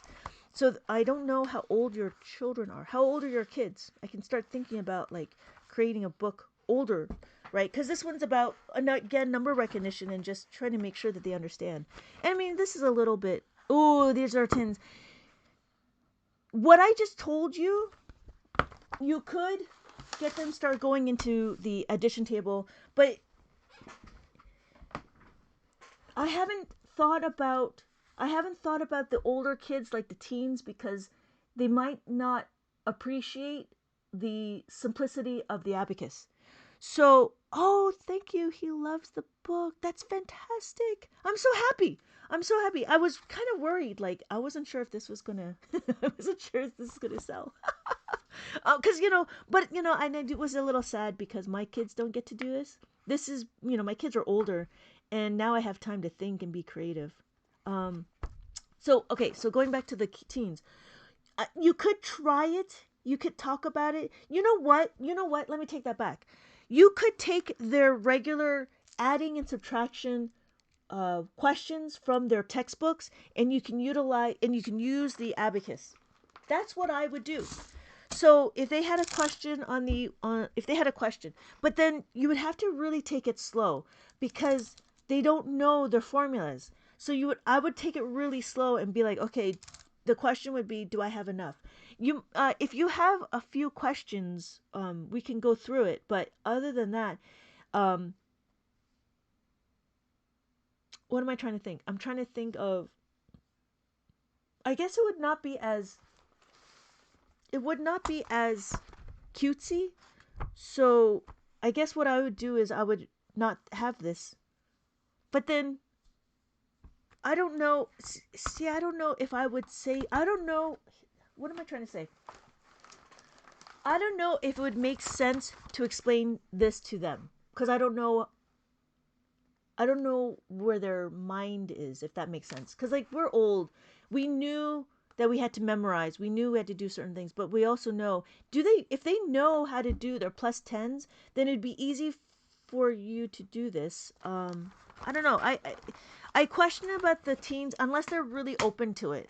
The students that I've taught and that they came in, they're not teenagers because they are teenagers and they think that they're better and they don't see it.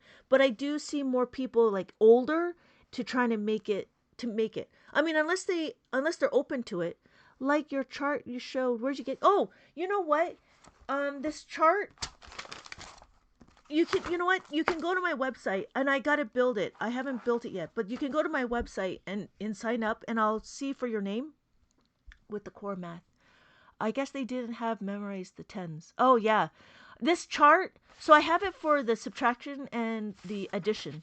Um, I do have it available on my website. You just gotta sign up. I gotta create the sign up page. But I'm actually creating it because another person was really interested in it, and I can give it to you for free, not a problem. Just hit me up on either Instagram. Message me and I'll add you and I'll send you the link to get this. But the idea was, and I got to rearrange this because I've realized now that I needed to use the second add-in. But yeah, that you could use this chart and explain it to them. I mean, yeah, you could do it. That's not a problem. Yeah, I guess if they didn't know it, if they didn't understand the core math, you could start having them do this. But the one, it it honestly, it really does depend on their attitude and if they're open to understanding a different way to do things. So if they're open to it, then I would say you can sign up for the addition table and you can go forward with it. And then you just say, okay, this is what this is, this is what this is. You know what I mean? You could do that, and that would start them off. And then as the questions get bigger, whew, I gotta do it again. Refresh. I'm sorry. I'm trying to let them know that I am still on board. Wow, I've been on for a while. Okay. Verification complete. Yes. You're welcome. You're welcome. You know, let me think about let me know more, newly old mom, like how are they open to new things? If they are, then you just buy the abacus and we can take it slow. Um these questions would be fundamental for them, but then it depends, like they'll look at I don't know. I know some of the kids that I taught, some of them are like, I know this already. There's no point for me to do it. So it depends, right? It depends on if they're open. If they are open, then fantastic. You can start them simple, right? We could do the 1 plus 2, 1 plus 2, right? And then just to get them used to seeing how to move the numbers. So we have 3 plus 1, right? We have 3. Where's the 3? Right? We have the 3. 3 plus 1.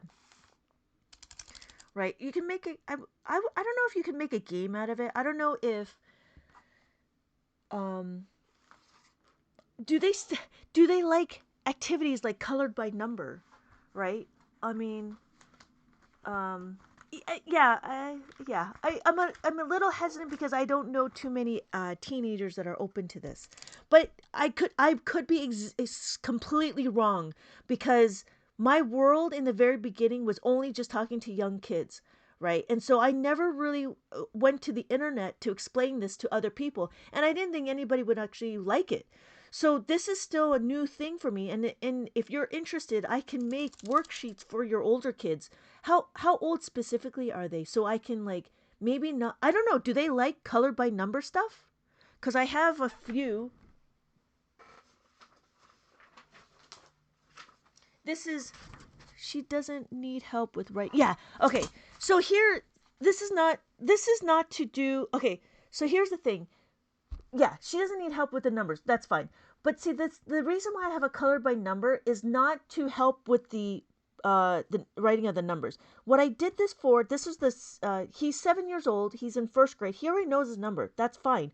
But what I wanted to do is I wanted them to recognize the numbers. And so here I have it where the numbers are. So what we could do is if they want to do oh, she's 16. I don't know if she would appreciate this.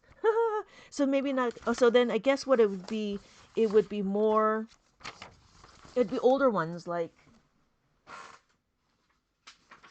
it'd be questions like this. And then what it would, I don't know if she would appreciate like puzzles and stuff, but I like puzzles. So like when you get to something like this, it's a little cutesy, but there's like puzzles where you answer the question and then you can do this. But she's six. See, the thing is, she's 16, so it depends. I mean, I guess it would be what honestly, what I would do is get the addition table, just show her how to do these things and see where she's at, right? So then this is where you could start doing, okay, let's do 2 plus 4, right? 2 plus 4, then then you would have to be like, okay, you have to remember that the plus the 4 is this number, right? Like, how do you make a 5? We don't even talk about how to make a 5. It would be something that she would have to memorize, right? It'd be 4 plus the 4 is equal to plus the 5 minus 1. I don't know if telling her why makes sense or just telling her to memorize. Plus 4 is equal to plus the 5 minus the 1. I don't know. It because I don't know your child. I don't know that. Why? Because my kid's 17 and he already knows Abacus. So talking to him, it's like talking to attitude. She likes art. Yes, color by number is good too. Okay, so you know what I could do is I could build like color by number. I do have one. Oh, I do have this one, which was kind of cool. I do have someone like this. Like I can, yeah, sign up and I can give this to you. Where it's like, this is like finding the picture. Oh, I made it better. So it's finding the picture. Now, what does that mean? Well, I was trying to do pixel art. And here it says, like, what is this picture? So the idea was, if I know that this is, what number do you think this is? I colored it in already. But what number do you think this is? Right? If I know that this is,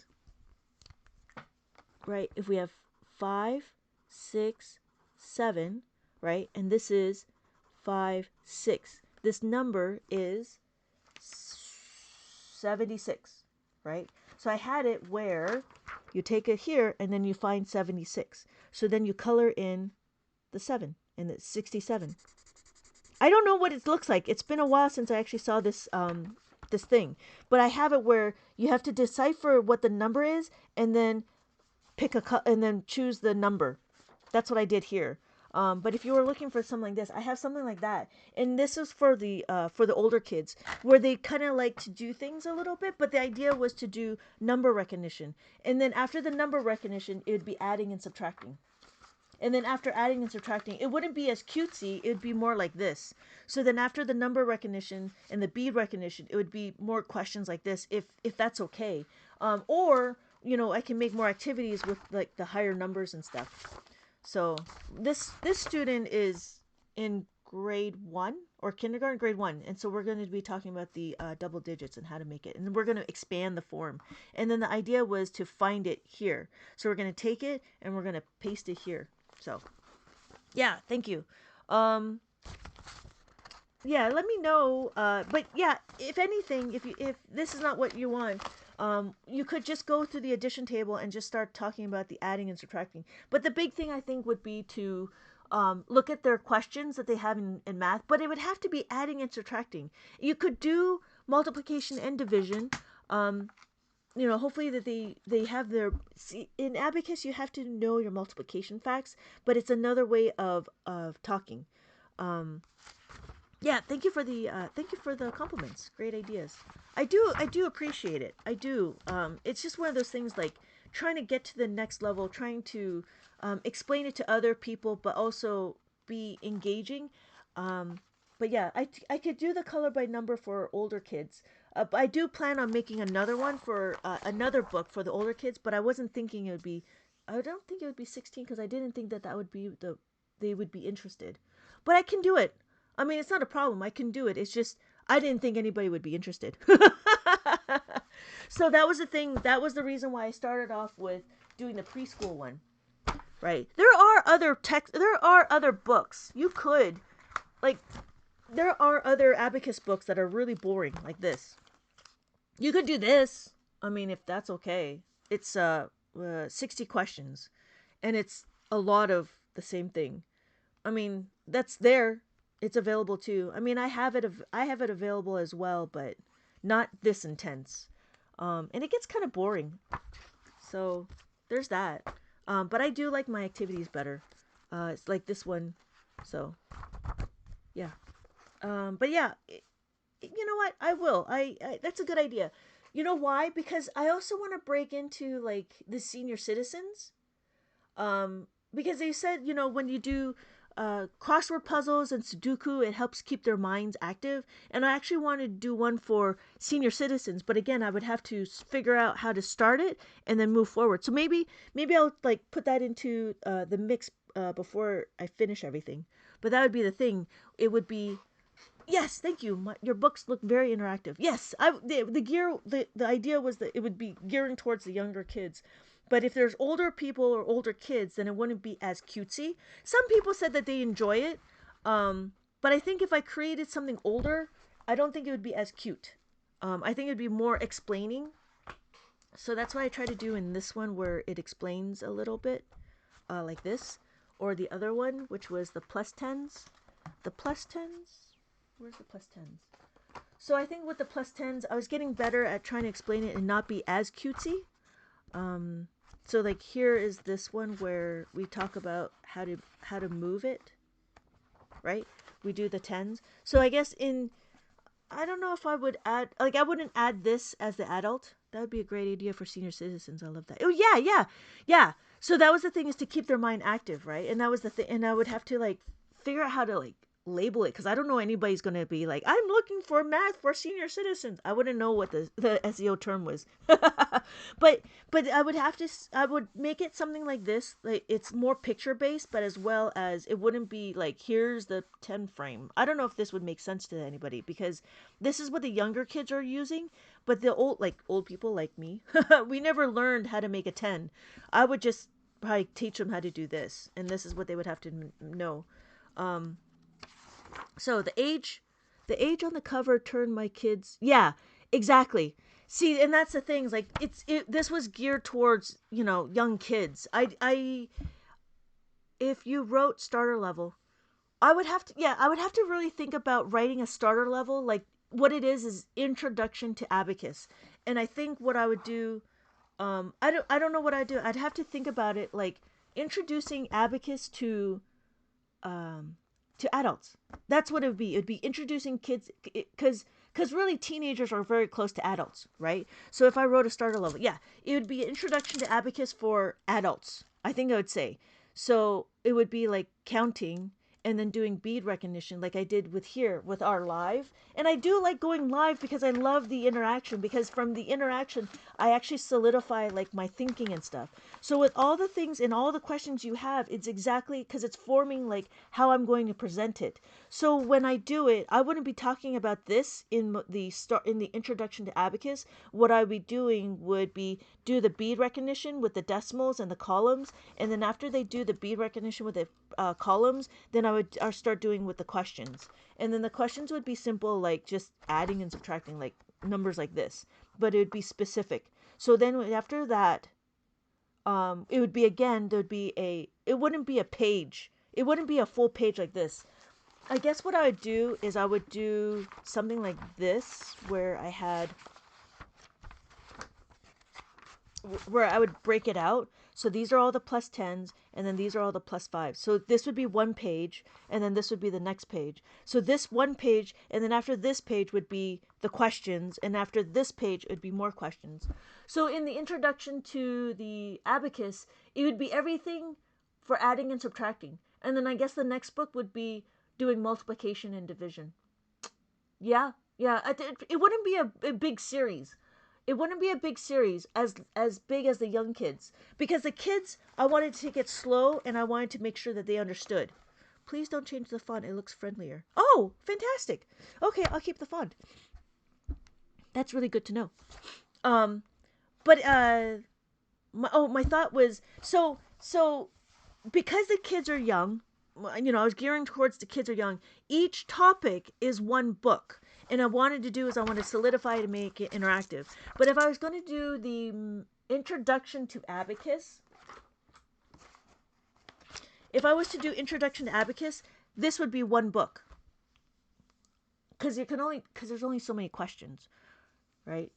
So this would be one book, and then you would have subtraction. That, you know, it might be easier to do just because it's all out there. Yeah, I would make it one book. And it would just be, it'd probably be like maybe, it might be like 100 pages with answer key. But I think the thing is it would take a time to make the answer key because I'd have to, yeah. But yeah, I guess what it'd be, it'd be just a bunch of questions and it'd be explanations. Okay, I can do that. That's not a problem. I wonder if I can do that now. Um, Push that out because it does take time to create a book. It does take time to create, even though it's the same thing, but it does take time. So let me know. Yeah, I'll be your first customer. Okay, I'll let you know. I'll let you know. But it's good to think about it. Thank you so much for letting me understand, because really I didn't think anybody would be interested. Honestly, coming down to it, I didn't think anybody would be interested. Anybody that is not of Asian descent. So like in my school, there's a bunch of Asians. There might be some Mexicans. There was a couple of African Americans that was really interested. Like they understood to do the abacus and this is not just an Asian thing. This is just a math thing. And so it was interesting because in when we first started the business, it was really geared towards all the Asians, and they were like, "Yes, this is the greatest thing," and I'm like, okay, well, whatever." But as I go towards more the internet and it's more multicultural, right? A lot of people are starting really to be interested. Since I started working with your books, I have a lot of adults and kids really take big interest. Thank you so much for letting me know. Thank you so much. Cause that was the thing. Like if you did search on YouTube and you look at like who's providing the videos, it's a bunch of East Indians doing it, and it's great. They're not bad. I'm not saying they're bad, but they're not explaining what mainstream math is, right? Like they're not talking about like when they talk a lot about the big friends and the small friends, but they don't talk about it as, having the 5 frame and the 10 frame. Oh, here's a thing. Okay, it was another epiphany I made. And what it is in Abacus, we actually start the idea of carrying over. What does that mean? Well, remember when you do, what we do carry over, it's like what, 24 plus, I don't know, 93, let's 99, let's do 99, right? And we do a carryover, right? We do 4 and then we do 9. 9 plus 4 is 13. We carry over is the plus 1. This carryover is our plus 10. That's it. But notice though, it sneaks in. And that was the greatest. It was like, oh my God, I was making all these connections. So when we do the 9, right, we plus the 9. Plus the 9 is equal to plus the 10 minus 1, right? This 10 is our carryover. Do you see that? So we do 20, we do 4. And that was the thing, is trying to get the idea of like terminologies that we use in school. The terminology we use in school, how does it relate to Abacus? And that was the one thing that I'm trying to do. Because in other videos that you see, they just talk about plus the 10, minus 10, blah, blah, blah. But they don't talk about the carryover. So we carry over, but we don't, you know why? Because we don't do it here. We don't start from here. In Abacus, we start from the tens. So we go backwards. Are all Abacus used similarly, different types with the rules? No, all the Abacus is the same. It doesn't matter. This is the same. This is the same. It just matters of where the position is. So you can do either or. If you like, colorful ones or not colorful ones. They're all the same. So going back to the thought. So here's my carryover. So in Abacus, we actually start from the tens. We don't start from the ones. So when we do the 9, right, we do the 9, it's plus the 10 minus the 1. Do you see that? Plus the 10 minus the 1. There's my carryover, right? We do this, plus 13. It's backwards, right? Because we don't do it, we don't start from here. That's not the way Abacus is. What Abacus does is we start from the other side. We start from this side. So, and that's what I noticed. In Abacus, we always go forward. In mainstream math, we go backwards. So, we did the carryover, right? We have the 10 here. Now we add the 9. So we add the 9. Notice we have to plus the 1, take away the 1, and then we carry over to here, and we add the 10. So what about the, okay, wait. What about ones that have 2 5 beads? I don't understand. If it's like this, if it's 55, so give me a question. Maybe if I had a question, I'd understand what the question is. What about ones with the 2 5s? Beads. 2 plus 5 beads. Are we talking about this formula? Are we talking about this formula? This formula is easy because if we do 5, right, we add another 5, well, what do? We plus the 5 minus, plus the 10 minus the 5. I like it because it's easy because I only have to remember this 5 right here, right? So if I do, let's do skip counting. It's easy to do skip counting because we do 5 and plus 5 is 10. We add another 5. We add another 5. So to do another 5, it's plus the 10 minus the 5. That was the has. Oh, 2 beads on top. That's the Chinese abacus. So the Chinese abacus, it works the same, but it's a little more, not complicated. It's a little redundant. So let me move my books because it's getting too unruly. All right, so the Chinese abacus, it works exactly the same, kinda, but a little redundant. So when we count it, right, I'm going to count here on my ones, and I'm going to count here on my ones. So when we count 1, 2, 3, 4, we have 4, right? We can supertize, this is 4. But now we get this part where this is 5. On the Japanese abacus, this is 5, which is fine, not a problem. But on the Japanese abacus, it's always going to be 5. Whereas this one, this is 5 or this is 5. I was like, okay, that's an extra step that I don't need it, right? It's an extra step. Okay, but we have, because you can end off as 5, and that's fine if your answer ends at 5. Okay, but if your question goes to 6, right? If your number goes to 6, then it's another step because you got to do this and then that. Oh, sorry, 6, because it's still 6. You have 1 bead on top, which is 5, and this is 6. 7, 7, 8, 8, 9, 9. Now, this is where it gets more complicated. Why? Not complicated, but redundant. So we have our 9, we have our 10, right? We have our 10. But in the Chinese abacus, this is 10. But that's also 10. The problem with this is now we're no longer utilizing the place values on the abacus. We're just counting the beads. So you have to do kind of a context switching. So this is 10 or this is 10. But if you want to use the proper place value, it would be 10 here. Let me move that. So that would be 10. So there's 3 ways on the Chinese abacus to do 10. And I'm like, that's too many ways to remember. My brain can't hold there's too many ways, right? So like you would have to really sit and think, oh, it's that. Whereas on the Japanese abacus, they made it more efficient. I'm toast on that. Abacus. Yeah.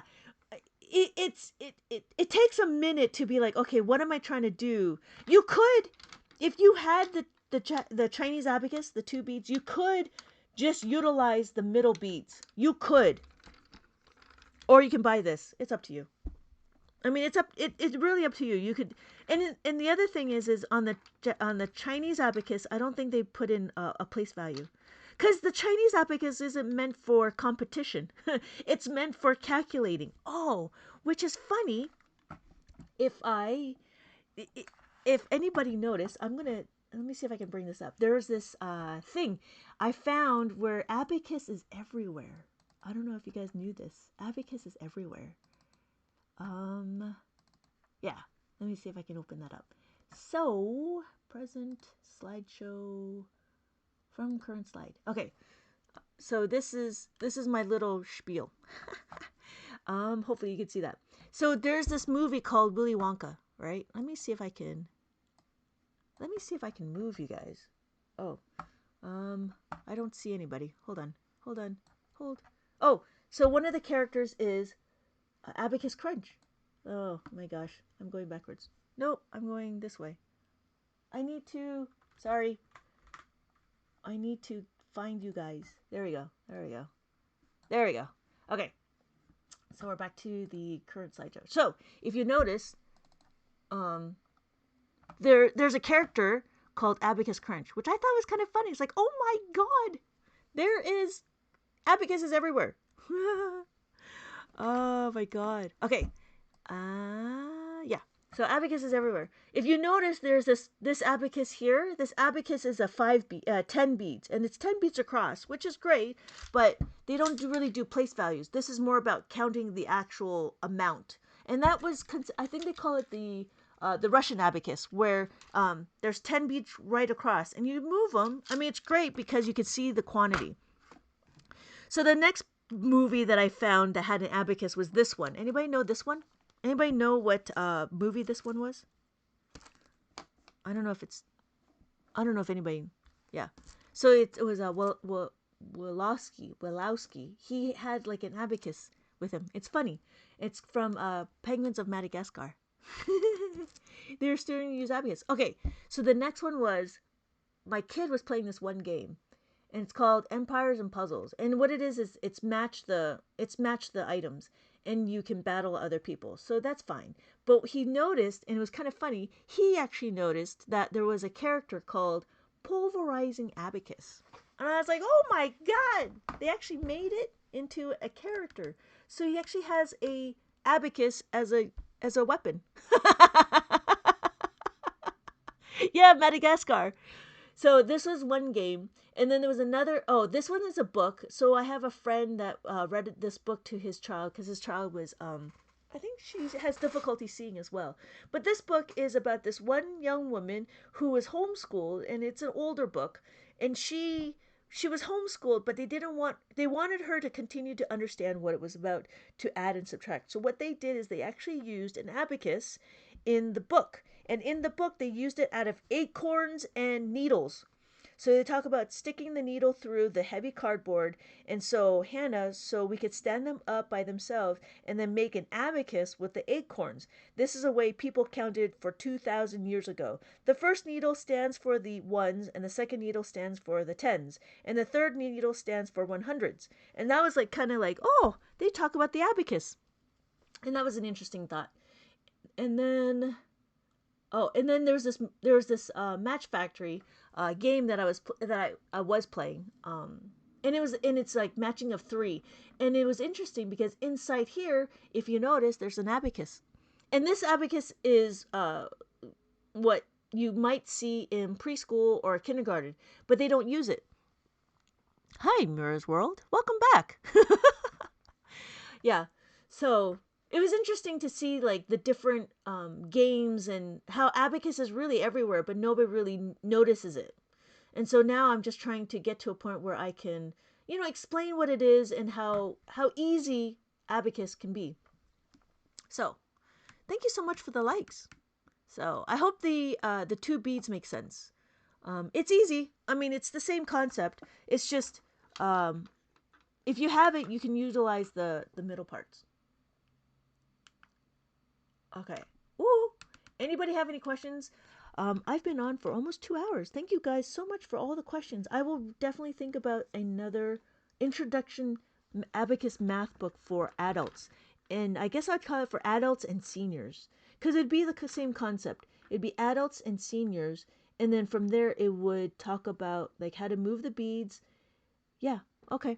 So if anybody else has no other questions, thank you again for joining me. Wow, I have 8,000 likes. Thank you so much. Thank you so much. And then I'm hoping I only see calendar sign on it. Oh yeah, I have to update it. I only see the calendar sign on. Yeah, I haven't updated yet. I'm going to, okay, so you're also going to look for the table one? Okay, let me know and I'll take a look at it and I'll send you the link. But, let me take the time today to set it up because I know somebody else was looking for it too, and it was interesting because she's from Norway, and I was like, oh, Norway, that's exciting. But yeah, I'm gonna get this. I noticed that there was a little bit of discrepancy. Like I don't like this. I would rather have it go. The second add-in is the same number, so I have to modify it. And that was the one thing I really enjoy about doing lives, because then I could see how I can improve, because I don't like it where, if you notice, the numbers don't line up coming down. They line up going this way, but I don't think it doesn't catch well this way. It looks better if you can see it going down. So so you'll have my information. Yeah, yeah. So you'll have my information. You can either instant message me, give me a personal direct message me, and I'll let you know the link in the messages. So the addition table, and then I can tell you when I get the book published, because it will take a little bit. It won't be like tomorrow, but yeah, I think that's the good thing about, I'm going to modify this so then the second add-ins match up, and then the subtraction table is actually bigger because we need the numbers to subtract. So there's actually this whole section part. When you see it, you'll understand. But I do have to redo this because I don't like the way it's set up. So, anyways, thank you again. Let me know if you have any more questions. I do plan on being on. I'm not sure when I'll be on. I'm gonna try to be more regular, and it'll just be the same thing. Talk about Abacus. Yeah. I'm not sure when the next time I'll be on. I'm gonna try to go tomorrow. Nope, not tomorrow morning. I have a couple of meetings. Maybe, but I might go tonight because there was a few people at night that really enjoyed it, and I didn't think anybody would. So I was trying to be a little bit more like, yeah, fly by kind of my seat kind of a thing. All right. Oh, okay. So it's been 2 hours. Thank you again. I appreciate you joining. I really hope that you can go down this path of understanding like how to do the abacus, because I do think it's the greatest thing next to sliced bread. And I believe that it gives confidence to the children when they do adding and subtracting. And then just being able, so like I was asking my kid how to do it, and he was able to just he was able to see the numbers, and he was able to just do this and be like, oh, this is what I'm doing. So the idea is once you finish, how to do this, it'll be easy to be like, okay, I need to add the 10, add the 5, and so forth. Yeah. No, thank you for joining me. Thank you for making the time. Thank you for joining me. I do appreciate it. But yeah, and I do appreciate the reassurance that, older people and just people are very interested in Abacus. Because my world, before the internet was really small. So, but yeah, let me know if you have any more questions. And newly old mom, if you have questions like addition questions or subtraction questions or even multiplication and division questions, let me know the next time I'm on, and we can work through it on the abacus and I can show you how we do it. So don't be afraid to ask me these questions. I actually had some questions set up, but I've been on for about 2 hours. And so what I was going to do, depending on how, we can talk about, division. So we can go all the way to division, and we can do decimals and division. So it all depends on what the question is. But there are some things you cannot do on the abacus, like calculus. Right? This is basically arithmetic. Arithmetic is just adding, subtraction, multiplication, division. You can do division, decimals, division, decimal, multiplication, but that's as far as it goes. Do you have a link to my Amazon store? Honestly, if you just search for Abacus, preschool Abacus, my name will come up because I'm the only one that did this. So yeah, just look for Preschool Abacus Math and you look for this book. You'll see me, and I'm right there. I do have some stuff on Teachers Pay Teachers, but I don't keep that updated enough. There are other activities on Teachers Pay Teachers you could look. I'm not sure if I don't know if it's descriptive enough. But again, it's the same thing. Teachers Pay Teachers, you look for Learning with Lynette, with hyphens. So the way they had it was learning with Lynette. And this is on Teachers Pay Teachers. You could see if any of the activities work for you. You could try that. You know what? I do try to put in some other things that's not book related onto Teachers Pay Teachers. So on Teachers Pay Teachers, TPT, I think it's teacherspayteachers.com.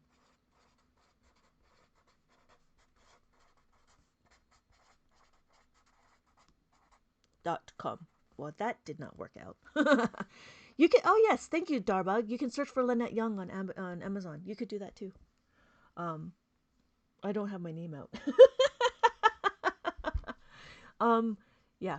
Okay. So if there's any other questions, let me know. But yeah, Teachers Pay Teachers.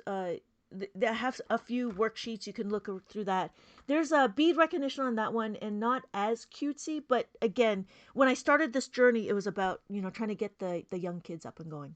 So, but I will plan on trying to make more adult like worksheets book. So, but thank you again. Thank you again. I have taken up a lot of your time. It's already been 2 hours. Thank you again. I do appreciate you guys. And I will see you in the next live. Let me know if you have any other questions. And again, if you have questions on the Abacus, if you have math questions, newly old mom, you have those questions, bring them to the live and I will work through it. And no matter how complicated it can be, because it can be kind of complicated depending on all the steps. So again, thank you, thank you, thank you, and I will see you guys all in the next live. Thank you so much. Have a good day, everybody. Have a good day. Darbug, go to work.